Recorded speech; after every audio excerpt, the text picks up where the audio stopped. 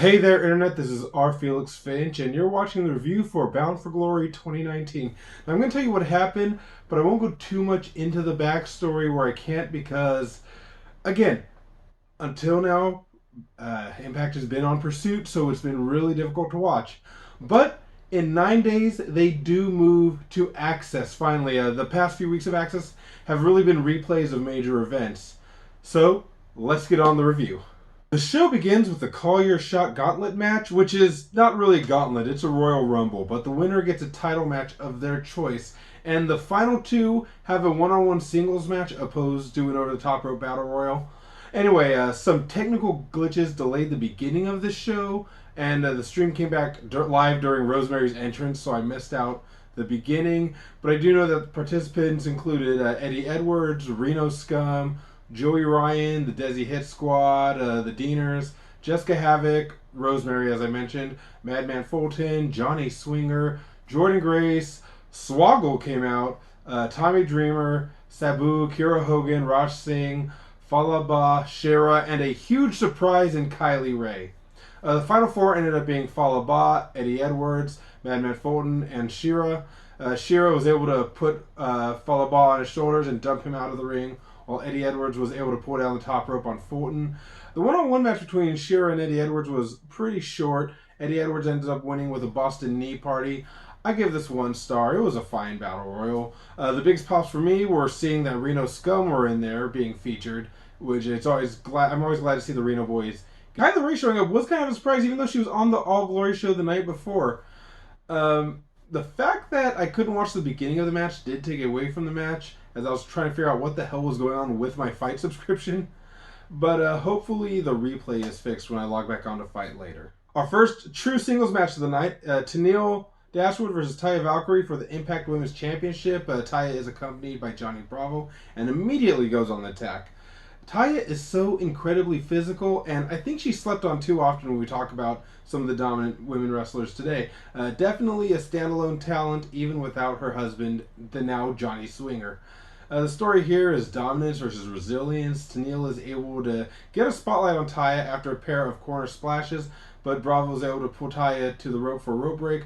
Bravo gets ejected but tosses Taya a chain, and even though Taya misses with the chain, she's able to dodge Tenille's next spotlight and give her a road to Valhalla for the win. This was 4 stars.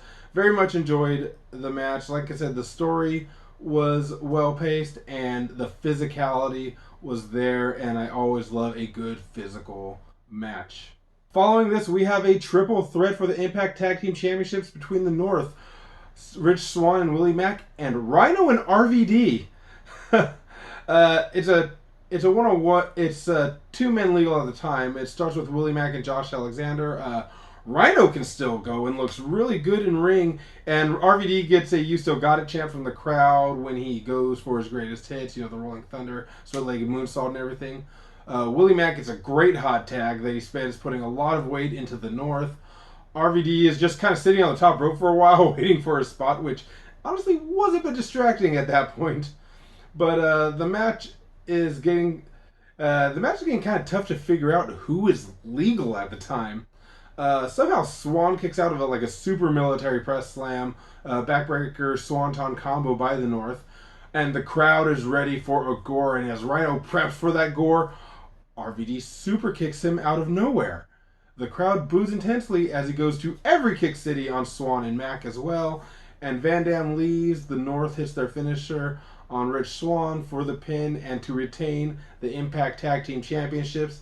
This match gets 3.5 stars. It's a fun cluster of a match with a hell of a twist ending, and shockingly, the ECW originals didn't take away from the match. Who knew?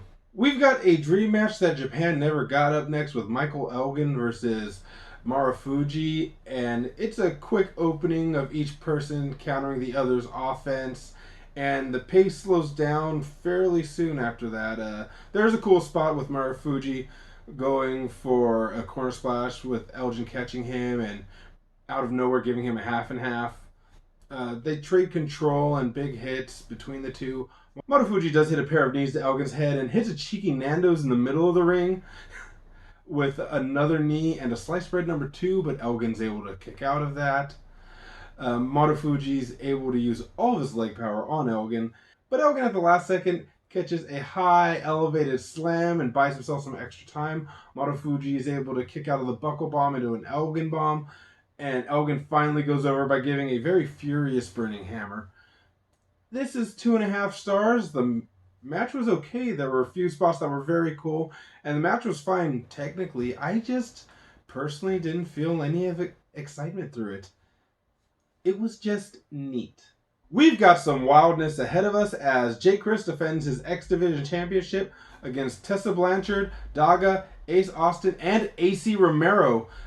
Tessa clearly targeting Crist due to her history with OVE in the build to this. AC Romero, big dude, just signed with Impact the day before officially at the All Glory event.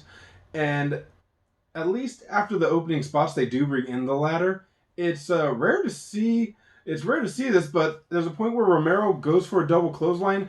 Daga ducks. Tessa does not, so he hits one but does not hit the other. Daga, though, AC Romero's pulling in a ladder, and Daga does a one-man Mercury spot on Ace Romero, jumping onto the ladder, and it's always gross to see that, even though it didn't end with a face explosion. I always fear that in my head. All 5 are involved in a spot in the corner with AC Romero slamming Tessa and Daga, who suplex Crist, but Ace Austin's able to hold on. He gets slammed into a ladder when he tries to Rhino Romero. Romero goes to the top of a ladder. He grabs a second ladder so he can actually have more support. Daga gets an over-the-top rope Canadian Destroyer to Crist through a ladder. Ace Austin runs up the corner of a ladder, descends onto the outside. Tessa pushes Romero off the top of a ladder through a table on the outside, and the ladder bounces off the top rope and follows him. So there's a great side angle of this where it bounces and just falls down. Wrestle Travel tweeted that out. Tessa's able to get up that ladder quickly, but Crist and Madman Fulton come out to prevent Tessa from winning, but she dives into Dave, Rhino's Fulton into the ladder, and throws Crist from the top of the ladder through the table. And as Tessa is reaching up and about to pull that title down, Ace Austin hits her in the head with a baton and pulls the belt down himself for the shock win. 4 stars, heavy spot fest, but a very entertaining match, and a real shock result in Ace Austin going over. I don't know anybody that called that. We get football versus MMA as Moose goes up against the returning Ken Shamrock. Moose's brother Tokyo is rapping Moose's entrance, but it definitely feels like a boxing entrance as he's wearing a robe and being followed by Frank Trigg. The crowd honestly felt dead for his entrance. Shamrock looks outstanding. He is in better shape at 55 than most people on that roster now. After a traditional opening, Shamrock topes cleanly, no hands, over the top rope onto Moose, and luckily Moose is there because he catches him a little and spins him out because he was going face first to the ground. While the ref deals with a possible Shamrock injury to the leg, Trick cuts off a turnbuckle pad, exposing the iron ring. Shamrock is able to get an ankle lock to Moose, but Moose grabs the ref and throws him into Shamrock. Moose gets a chair to hit Shamrock at one point while the ref is down, but Shamrock backdrops Moose into a corner, which looks gross. And he's able to grab an ankle lock. Trigg distracts Shamrock to break the lock, but he's able to put Moose in it again after Moose misses a moonsault. Moose flips Shamrock into the previously exposed turnbuckle, and though Shamrock mostly misses it, they try to say he grazed it. Moose hits him with the spear for the win. This was 1.5 stars. And while it was great to see Shamrock pull off a full, really cool, unconventional lucha-style moves, the pace was slow and kind of dragged for the rest of the match. And likely due to Shamrock just not quite being up to snuff. I mean, again, dude's 55. I don't blame him. We do find out the first pay-per-view of next year is called Hard to Kill. It's coming January 2020, and they do say on commentary it's a reference to the company itself being incredibly hard to kill. We have our main event for the Impact Championship between Sami Callihan and Brian Cage. We get a very heartfelt promo from Sami Callihan about wanting to be accepted and being acknowledged as the best, and that he's not the Sami Callihan he wants to be, but he's the one that everyone created. Cage comes out and immediately attacks Callihan, clearly fueled by the power of being pretty pissed off over his wife being attacked by Sami Callihan in previous weeks. Brian Cage bites Sami and busts him open and even drags the Wolverine claws across Sami's forehead that he came out with. It was announced that earlier in the night they made it a no DQ match. Cage is just relentless on his attack on Callihan. There's a backdrop driver which goes into a table which initially doesn't break and then becomes the slowest table break you ever see as he's lying there. Callihan is able to switch the momentum by pile driving Cage through a steel barricade, which results in a "that was murder" chant. May be one of my favorite chants I've ever heard. The fight becomes more balanced and is really awesome. I'm scared by what's going to happen with the bent barricade that gets put in the corner, but luckily there's no danger when Callihan powerbombs Cage onto it. I guess because Callihan's standing on it a little to keep it from flipping up. Thumbtacks do come out and get involved. Both men trade bumps onto them, but Cage wins by delivering a Weapon X onto the Thumbtacks. Melissa Santos does come out to the ring to celebrate with Cage, and that's how we end the event. That match gets 4.5 stars. Superior storytelling, great use of the no DQ stipulation by actually brutalizing each other, and it felt like an emotional, impassioned fight, especially with Cage's win, and it felt earned despite him being on top for most of the match. My final grade for Bound for Glory 2019 was a solid B. The technical error at the beginning of the show really did mar the experience going into it.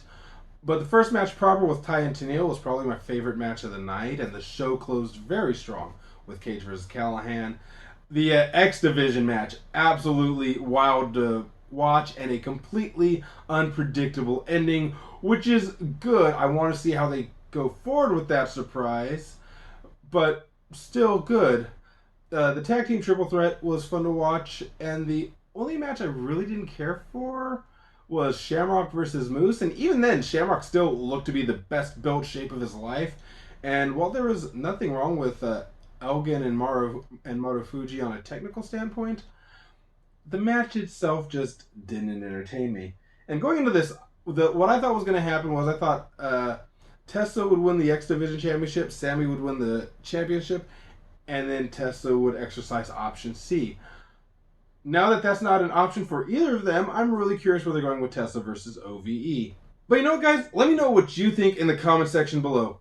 Be sure to like this video if you enjoy it, subscribe to this channel, and buy my t-shirts at friscoflame.com so I can get myself a sweet new TV package with access and continue reviewing Impact. Be sure to check out the Patreon page where there's exclusive perks, merch, and bonus content. This is our Felix Finch. Peace out, party peoples. I will see you next time.